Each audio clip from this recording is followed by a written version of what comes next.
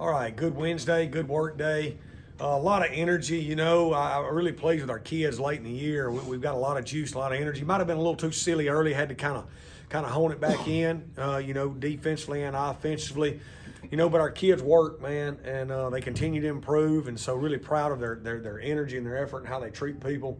And got a tremendous challenge this week, so we got to continue to keep working through the week and focus on the process of it. And we got to go evaluate this film and keep moving towards it. So with that, I'll open it up. Talk about Trey's week this week and where he's, 14 months down the road. Where is he visibly better to you as a quarterback? Yeah, he's moving around a lot better, than he was earlier. He's moving around faster. He's getting that back. And he's just an older, experienced guy that's played a lot of football and a lot of different coaches, so he's seen a lot of ways to do it. And, he's got good arm strength. He's got a good presence back there. He has great leadership skills, he's from a football family and got great mom and great dad, so he knows how to treat people and knows how to lead. And like I said, man, really proud of how he played last week and he's working hard to do it again this week. What did he show you specifically Saturday that is encouraging, just the way he was able to run the offense? Yeah, when we got here, and got Trey, his first spring here, he was incredible. That summer, he was incredible as well. He went to the Manning Academy, and Archie Manning raved about him too. And then, we came into that first game versus South Al, and, had our ups and downs in it. And then I think he was 9 of 11 in game 2 versus Grambling when he broke his foot. And, it was just a really bad injury that he had to overcome, and the ups and downs of that and coming back from that. And just proud of how he's worked, to get himself back and stayed involved in it, because that's not easy to do for anybody when life doesn't go your way. And that's what we try to preach and train here. He's just a special young man. He had his eyes in the right spot. The plays that were there, he took. The plays that weren't there, he didn't make the devastating play. He threw it away. And then, he made some really good plays. Like I said, he had a scramble on a 3rd down. He had a step up in the pocket, check down to Frank Gore. That ended up being a big play, and he just, from an assignment-wise, he just really did what he was supposed to do, which allowed our offense to function at a level that we've not had here. We've had in our past at other places, and it really shows what we can be when we get that position going. And I'm just proud of how he played. Can you talk about what it allows you to do as a play caller now with him in there? Oh, God, we're just able to run our offense. You know what I mean? I mean, not just our run game and our RPOs, but also in the passing game. We hit some quick game. We hit about 4 screens in the game. We were able to adjust off of the different coverages that they were playing. We were able to punch and counter punch, if you will. We only had 2 3-and-outs all night. And so we were able to move the ball consistently and do things and attack all areas of the field, vertically and horizontally.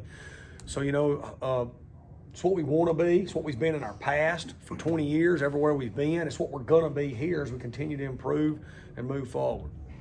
Let's talk about South Alabama's quarterback and just the challenge he proposes. Seems like he always keeps his eyes down the field when he moves out of the pocket. Yeah, they do a good job keeping him upright. They do a good job getting shots for him. He's got some good receivers. He's a coach's kid too, that's been through a lot. He's a transfer as well, just like Trey. So he's been coached by a bunch of different people, which again I think is an advantage for you. I was that way as a player. I was a transfer, was coached by. So you see a lot of different ways to do things. He's an older kid that's got a really strong arm, and they do a good job with him. Conversely, what are some of the challenges that the South Alabama defense provides? Yeah, so they've got a really old defensive front that's played a lot of football. A lot of those guys have been there for a long time, with the previous staff and this staff. So they're older and strong, and they're men in there. They really do a good job holding point in their gaps. They can create some pass rush. Their linebackers are really good in the box, like they're really good hitters. They're physical. So they were, us and them are very similar in the box. They get after you. On the back end, they've done a good job too, and they do a good job, of run blitzing and trying to take the run away through some safe run blitzes and still trying to keep it in front of you. And they're a tremendous challenge. They're a really good defense. Like pretty much, everybody we played. This will be game 11. I don't know if we played a bad defense yet.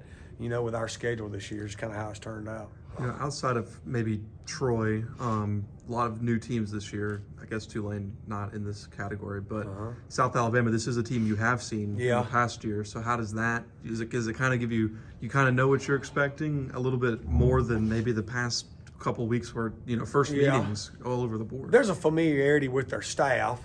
You know, I mean, I've known Kane for a long time. We've gone against each other before last year, and then their D coordinator and Coach Greg worked together at Liberty. Corey Batoon's a great coach. You know, I've known a lot of their offensive staff for a long time, and so there's a lot of familiarity there.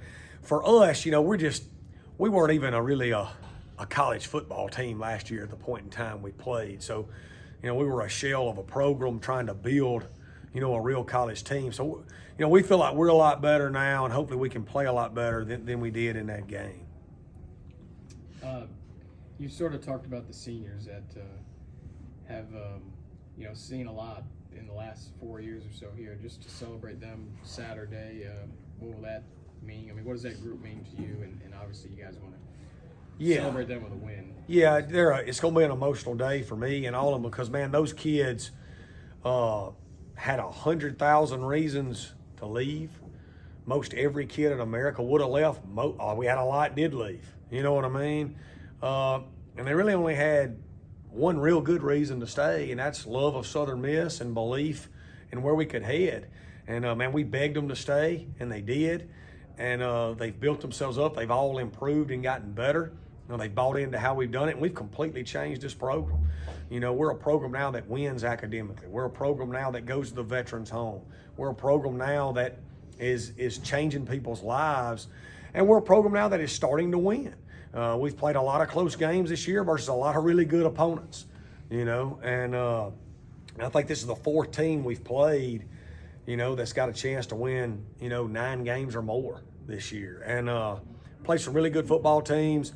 They've built this program back up to respectability. We would like to take another step with this program before this year's over and send them out the right way. But I got great respect for them and the platform they've laid for what's going to be a really bright future. I know you have a lot of respect for South Alabama, and obviously every game's important, but is there perhaps a little extra motivation seeing as though they're right in your backyard? You know, Jackson, for us, man, I don't know if we can really think that far. You know, for us, man, we're just so – I know it sounds like coach speaking cliche, but it really is true for us. Like, all we can think about is Wednesday, and now we got to get better for Thursday because we just, man – everything for us is hard. You know what I mean? Nothing comes easy right now. That's for a lot of reasons. We're deficient in some areas. We're young in a lot of areas. And we're just growing. And, we just got to focus on the next task at hand. And, maybe there'll come a day where I can answer that question and say, heck yeah, man. You know what I mean? But and that day is going to come. But right now, it's just not there. We just got to focus on the task at hand right now, which is – let's get in here and watch this film and fix some things and get better on Thursday. Anything else?